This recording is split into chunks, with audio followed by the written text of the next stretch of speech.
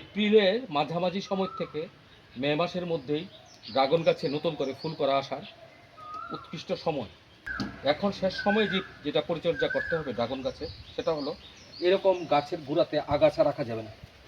সেটা একটা আমি এখানে কিচেন কম্পোস্ট দিই, এগুলি থেকে দেখুন কি সুন্দর টমেটো গাছটা উঠে গিয়েছিল। আমি এখন এই গাছটা তুলে ফেলে দিলাম। এরকম যা যা আগাছা গাছ আছে দয়া না করে মায়া ত্যাগ করে এগুলিকে তুলে ফেলে দিতে হবে। যদি সেটা ভালো গাছও থাকে তুলে ফেলে দেবে, নতুবা এগুলি গাছের সব রস শুষে খেয়ে নেবে।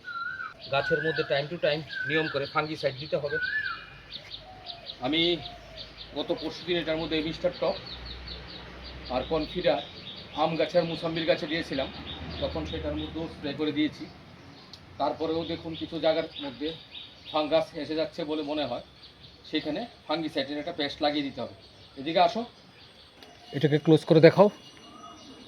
দেখুন কিভাবে ফাঙ্গাস, এটা সানবার্ন থেকে আসতে পারে, কোনো পোকা কেটেছে তার থেকে আসতে পারে। এগুলি আমাদেরকে লক্ষ্য রেখে এগুলির মধ্যে একটা ফাঙ্গিসাইডের পেস্ট লাগিয়ে দিতে হবে।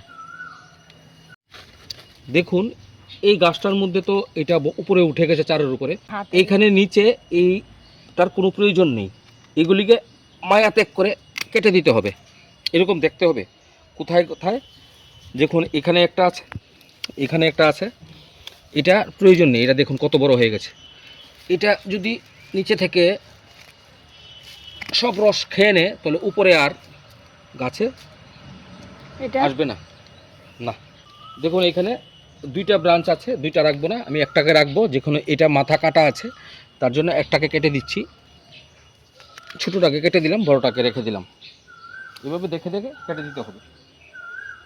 আর এই সময় শেষবারের মতো একটা ভারী খাবার গাছের মধ্যে দিয়ে দিতে হবে। এখানে হাড় গরু শিংকুচি মিশ্রিত একটা ভারী খাবার আছে, সেটা গাছের মধ্যে আমি দিয়ে দিচ্ছি এক্ষুনি।